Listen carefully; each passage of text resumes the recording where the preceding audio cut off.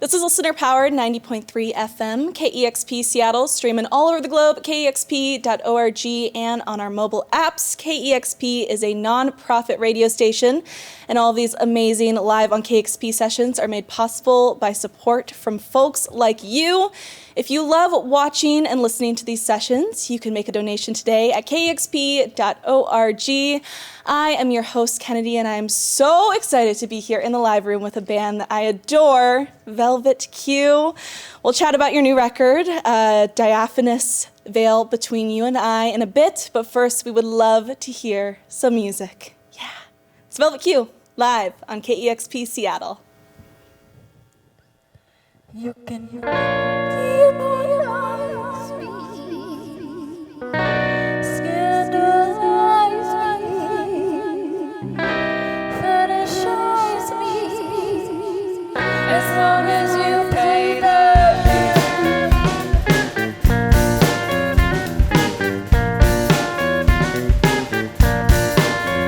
You can demonize me. Scandalize me.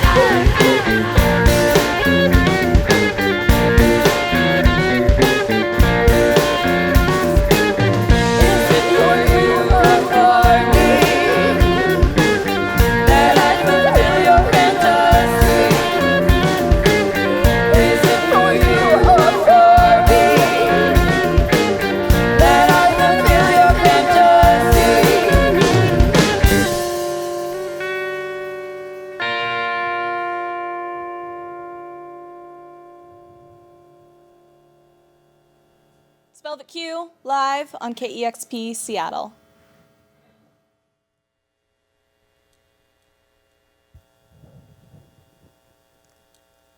And I am going down again. And I am going down again. And I am going down again. And I am going down. And I am going down again. And I am going down again.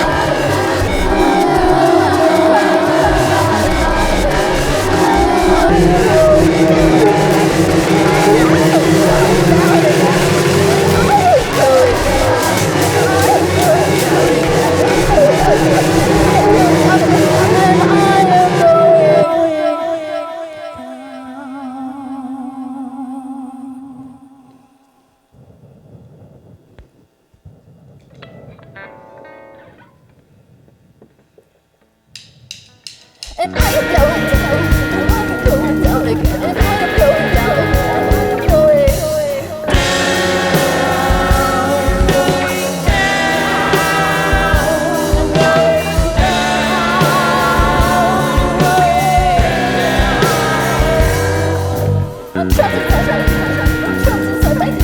I'm trapped inside my head. I'm trapped inside my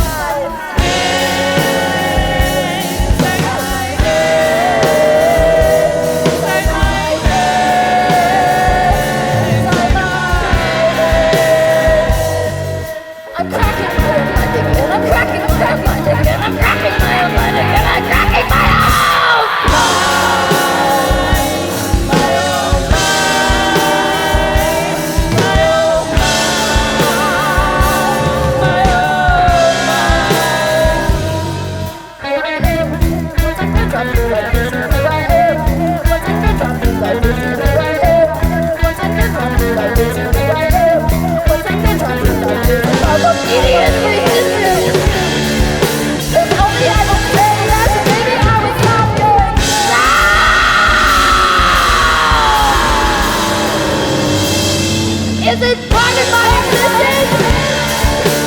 Every time I go up, I have to go back.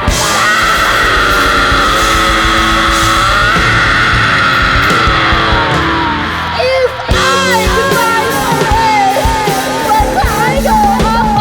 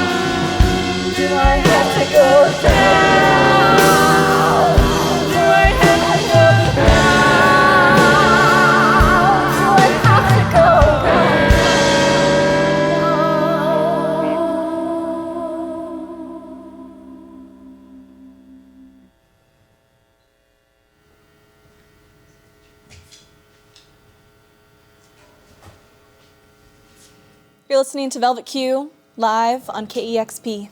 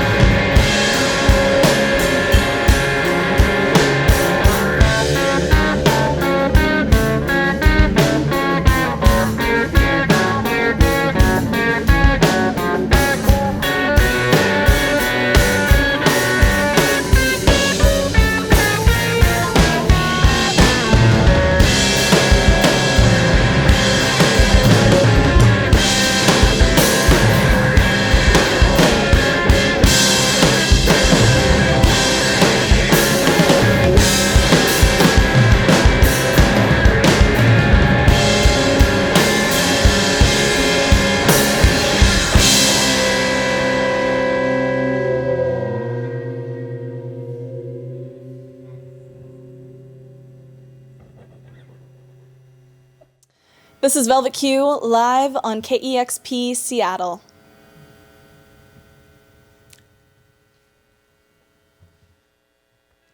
Yeah.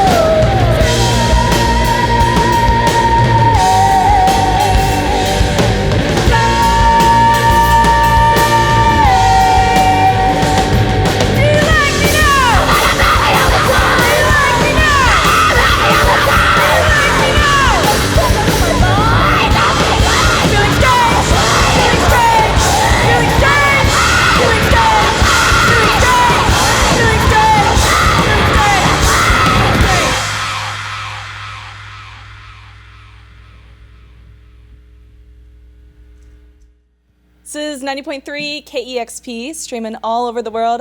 There's the lights at KEXP.org. And on our mobile apps, I'm here in the live room with Velvet Q. What an amazing session. Y'all are so mesmerizing to watch. I'm so excited to have you all here with me today. And I mean, we can't start this interview without talking about the elephant in the room, which is this amazing aerial setup that you have brought into the live studio. And I love how this band always brings such a full and fresh perspective to every one of your performances. These theatrical components, like the aerial, really transform your live performances. I mean, I've seen you play live multiple times at DIY venues, and I'd just love to know how you create this unique experience every time you perform and how improvisation also adds into that. It's definitely a joint effort. I think one of us will come up with an idea and just kind of bring it to the other. It's really like space dependent. I think that's why it changes a lot. It's kind of, I think a question that we ask a lot is just like, what do we feel like doing right now? Which is like sometimes nothing, and sometimes hanging from the ceiling, and sometimes writing a new ditty, and sometimes not. So it's really like, it's improvisational in the fact that every show we go to is a new improvisation. And when we get booked for something, we usually don't have it planned. Yeah, my ongoing joke with Rabbit is they just always want to be up there. Like, how do I, in this space, how do I get up there and do something up there? It's like, that's the number one thing that you go to like do something performative. How about we do the song, but like instead, I'm gonna there. be up there for you. Oh man, it must be great to have that freedom in performance. And like I said, I've seen you here in Seattle at many DIY venues, including the Cherry Pit, where you were quite literally crawling in the rafters. And that's also, where the joke originated. Yeah. And also like under the First Avenue Bridge on top of your bus on a ladder, rigging things under the bridge, which was insane. The power of friendship. I was very scared for you, but it all turned out fantastic. I would love to know what role these DIY spaces play in your life and the community around it. That's a great question. Thank you, Kennedy. I love DIY spaces more than anything because they let us choose how we treat our friends and how we take care of people that come to listen. And they let us like create the environment that we want to be heard in, and we also get to create the environment we want to listen in. Is like part of it. And Seattle has so many, and they come and they flux in. It's like a battle. It's a fight to keep them, you know. But like there's just this really like joint effort that just comes out of nowhere. And people just really keep trying to have them, and they create a new one, and we like figure it out, and we talk about it, and we make better rules, and I just love it. I love everybody involved with it. It's home. I also like that they do kind of fail in some areas, but it's always changing the environment and the setting for all the different DIY spaces. Yeah. Which like maybe is not the most convenient thing, but when you find a new space, that's always very fun. Yeah, Also, I always love when you just like you're walking down a street side and you just like look in an alleyway that was like empty 2 days ago, and you're like, oh, they put a DIY venue there. There was like, remember where the garbage can used to be? Yeah, that's called the Cove now. Like, let's go fuck. The other thing that's super important, I think, to all of us is the fact that at DIY venues, it's not like, how do I say this gracefully? It's less about selling alcohol than sometimes when we're other places. Not to knock anyone. I love all venues equally. But I just love at DIY venues, like, it really is, like, feels like it's about the music, and it's less, like, substance-centered, and it's less, like, just, like, capitalism-centered. What'd you say? Just less of being a salesperson for, like, alcohol companies. Exactly. And, just, like, decentering substances in music in general is something I really care about, too. So, I love to hear that. Yeah. And I'm glad that that is a space that exists in Seattle, and I love how it ebbs and flows and still has the same essence, I guess, of DIY culture. And I want to talk about your new record, A Diaphanous Veil Between You and I.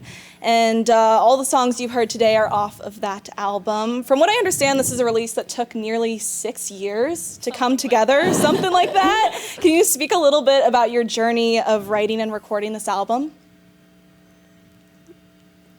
Yes, we've recorded this album 3 times now. This is the 3rd one, and it's been a wonderful journey. I thought it was only the 2nd. I don't know, Because of Vancouver a lot. Thing and Yeah. none of the recordings sounded good. And we're clipping. And then the one I recorded, and then Oh, right, yeah, right, so 3 right. times. Yeah.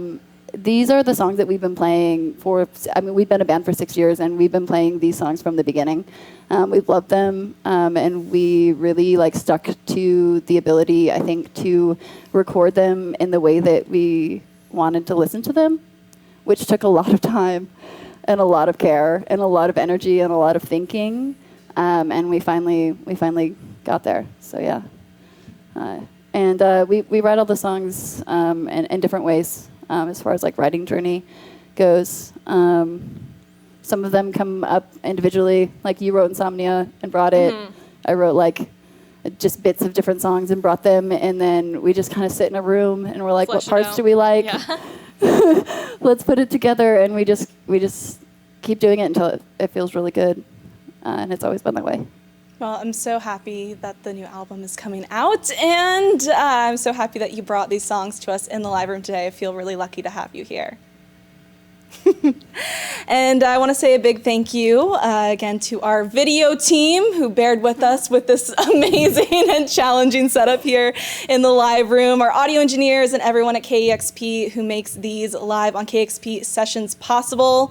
And a big thank you to our big KEXP community who supports these live on KEXP sessions and ensures that we can keep them available and free for folks all around the world.